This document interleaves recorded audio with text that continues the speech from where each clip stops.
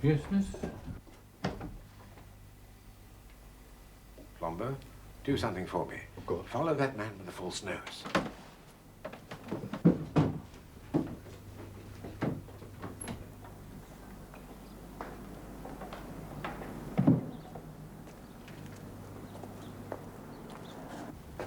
How do you know it's false? Well, it's not the sort of nose one would wear out of vanity, is it? So he's probably put it on because his own one is so much better. Do you know who he is? No, do you? Come to that, who are you? I don't think you can help me. Yeah.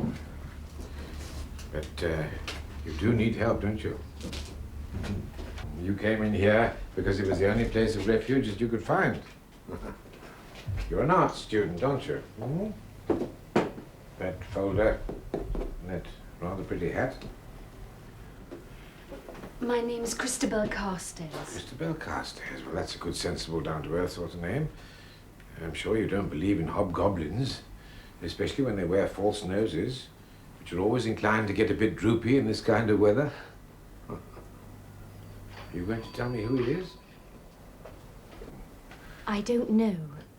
He's been trying to blackmail me. Because you've done something wrong? Yes. Well, perhaps you'd better tell me all about it. I don't suppose it's as bad as you think. What makes it so terrible is that I've broken faith. Not just with my brother, but with my father, too. Perhaps you've heard of him, Colonel Carstairs. Colonel Carstairs? Oh, yes, of course. He built up that remarkable collection of Roman coins. Oh, yes, everybody. Oh, I seem to remember reading an obituary notice some 2 months ago in the Morning Post. Yes, that was him. A wonderful man, but a very stern and unbending one as well. He'd never have understood why I did this frightful thing. He'd have thought I was insane. He dedicated his whole life to that collection. He had a full set of coins of every emperor of Rome, and the heads on those coins really meant more to him, I think, than the faces of his own 3 children. Well...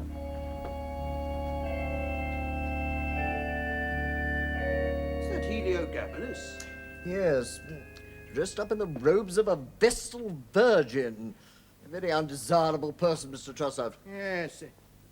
I never realized you had a gold Sestertius of Hadrian. The only one I've seen was at that sale in Amsterdam last year. That's where I bought it, Mr. Truslove. I was the underbidder.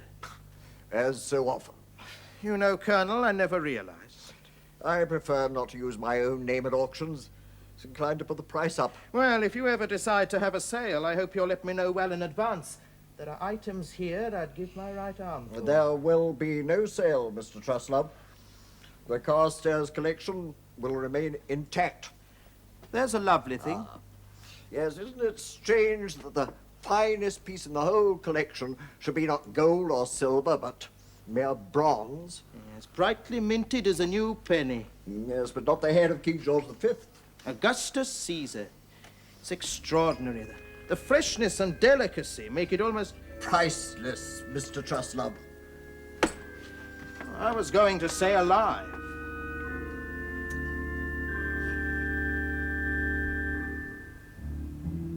Yes, I see. But now, who has the collection now, Miss Carstairs? My brother Arthur. He was always the one who was most interested in it. My other brother, Giles, was in Australia when Father died. He didn't even come back for the funeral. Well, they never really got on together. Giles is rather a reckless sort of person. Yes. And Father only left him a small allowance, hardly enough to live on. What did he leave to you? Everything, except the collection. Except the collection. All his money and a house in Brompton Gate. I thought it was rather unfair, really. And anyway, I didn't want to live there, so I let Arthur have it whenever he's in London. He's away a good deal, travelling to auction sales and things. I hardly use the house at all. Where do you live? I've taken a little flat in Chelsea. It's more cheerful than the house, and just around the corner from my art school. You see, I didn't just want to be a rich girl. I wanted to have something worthwhile to do. So about a month ago, I enrolled in Miss Oliphant's Academy. Miss Oliphant's Academy? Yes. The great thing is, dear, have you got soul? Well, Miss Well, Oliphant, talent we can teach you, dear, but soul comes from the great within. You must let it all come out. No inhibitions here. Oh, have you met Max, our oldest member, but oh, so young in heart? How do you do? Come and sit by me. Yes, I'll see you later. You got your paints, eh? My, what an expensive box. Have you been to life class before? No, I haven't. Hello, I'm Madge. This is Hector. Don't take any notice of Max. He's an old goat. Be careful what you say. This young lady's been properly brought To up. work, Mr. Hawker. Mr. Hawker, may we have you if you're ready, please? In here, that's the idea. Get rid of your robe. I did that now. Up on the podium, dear boy, up on the podium. Now, right there, that's it. You remember what, that's the idea. Splendid. Now, here's your whiskers. Now, there we are now. Settle down nicely. That's Better than a bowl of apples, eh? now. How do we, yes, you sure can. That's it, yes, perhaps. His name was Philip Hawker.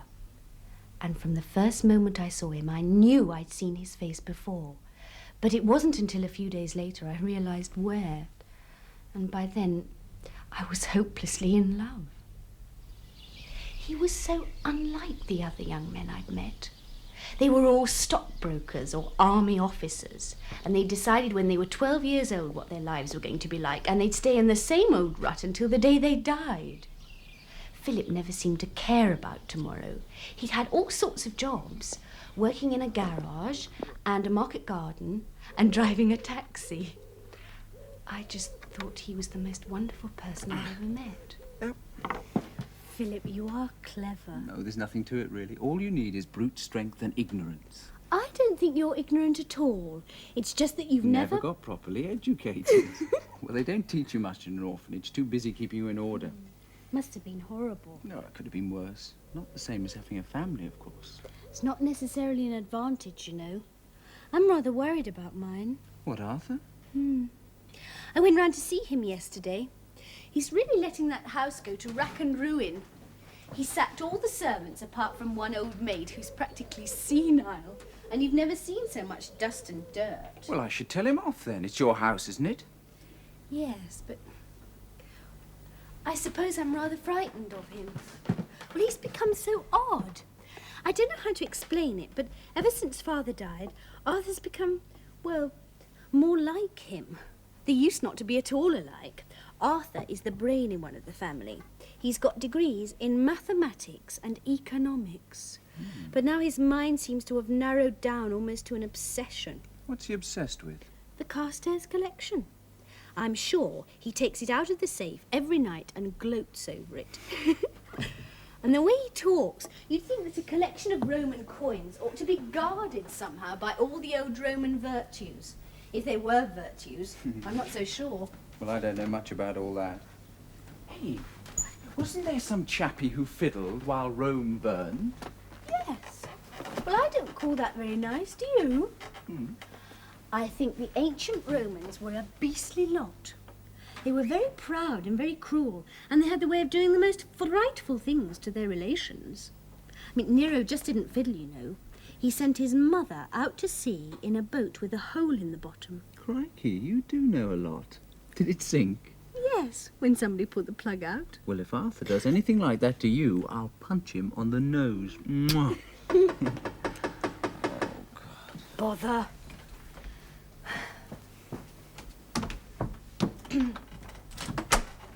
Yes, Mrs. Gow? Miss Carstairs, there's a young man asking for you. He says he's your brother. Does he? Well, then he probably is. Ask him to come up, will you? Talk of the devil, that's Arthur. Well, I wonder what he wants. I mean, he's never been up here before. I'm sure he thinks Chelsea's a den of bohemian vice. Do you want me to go? No, you pass him on the stairs. Well, I'll hide in the spare bedroom. Well, don't be silly. I'm over 21. Christabel? Good heavens. Giles! I'm sure that old dragon didn't believe I was your brother. I can hardly believe it myself. It's been so long. When did you get back? This morning. I went to the house first. The maid gave me your address. Oh, I'm sorry. Philip Hawker. This is my brother, Giles. How do you do? How do you do? I've got so much to tell you. Well, I think I'd better leave you to it. You don't have to go. No, really, I must. I'll see you at the school tomorrow. Well, yes. Why don't we meet for lunch and then we can go and see about our costumes? Right. School? Costumes? What's going on? Oh, Miss Oliphant's Academy. I've taken up painting and we're all going to the Fine Arts Ball next week. Are you going with him? You too, if you don't mind dressing up. Well, all the students, it'll be such fun. Okay.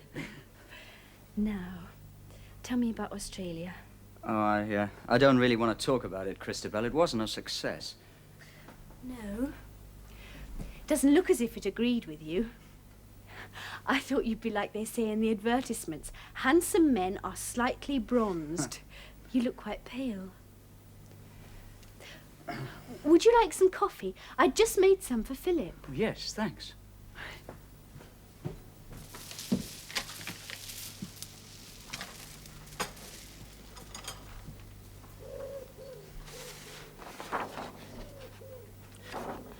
This is very good. What? Oh, do you like it? Miss Oliphant?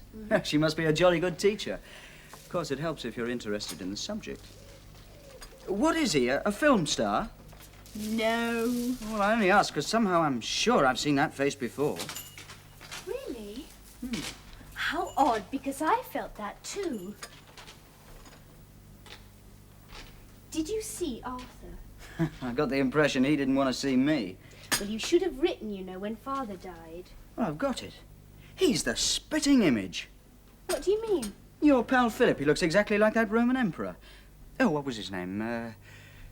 Augustus Caesar. Yes, that's right. On that bronze coin that Father had. How perfectly extraordinary.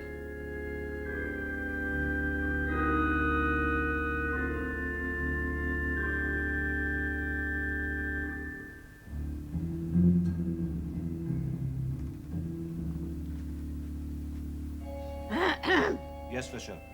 Miss Christabel to see you, Mr. Arthur. Tell her to wait. Oh, very well.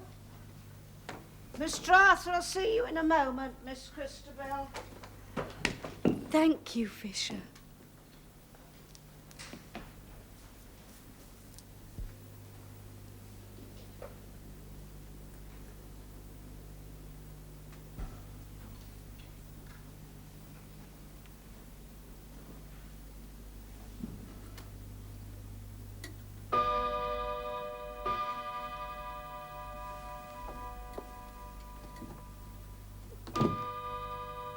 What the devil are you doing?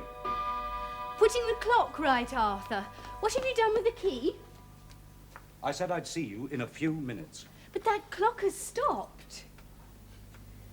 Really, Arthur, you're living like a hermit. Well, there are worse ways of living, I suppose. Well, you can't expect poor old Fisher to cope all by herself. There ought to be someone to help her. You know very well, Christabel, that I'm a pauper. Well, I'm perfectly prepared to pay. It's just that I don't want to see the house getting into such a state, that's all. Oh, I see you're protecting your property, is that it? Giles is back. Did you know? Yes, he came to see me this morning. I didn't wish to see him. Why not? He caused a great deal of pain to our father in his lifetime. He didn't even take the trouble to attend the funeral. He couldn't. He was in Australia. Anyway, that's past history.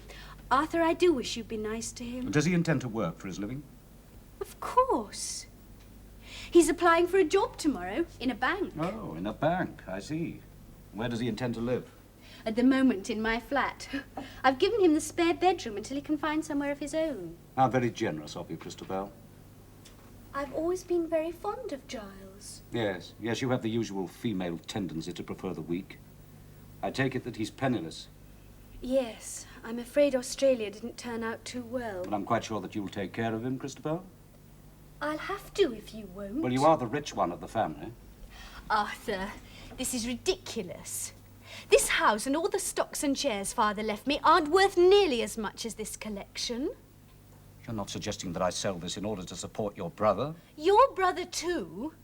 And anyway, there must be duplicates or ones you don't want. I mean, there are simply hundreds. You stupid, ignorant girl, Christabel. This collection is uniquely perfect. Our great-grandfather began it, and our father devoted his whole life to it, as I shall mine. It contains a single immaculate example of every coin struck by the Imperial Roman Mint. Gold, silver, bronze. There isn't a museum that has such a treasure. It's a sacred trust that's been handed down to us. Or rather to me, as I seem to be the only Carstairs with a proper sense of responsibility. Well, I'm just a woman, and I think that clocks should tell the time. You've got to live in the real world, Arthur. You can't shut yourself away like this. And what good are these coins hidden away in a safe? They're dead, absolutely dead.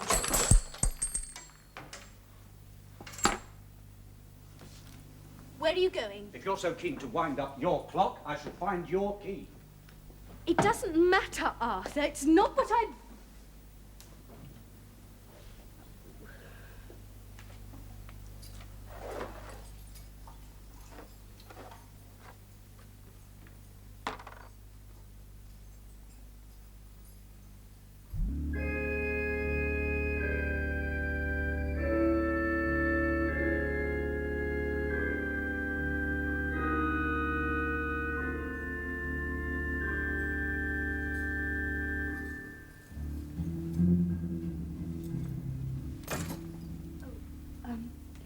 It doesn't matter, Arthur. Really. I must go now.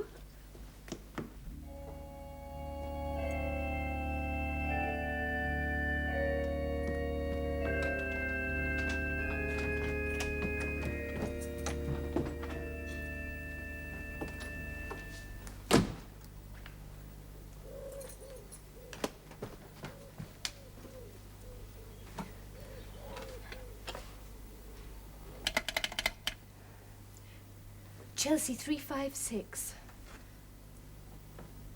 Hello, is Mr. Hawker there, please?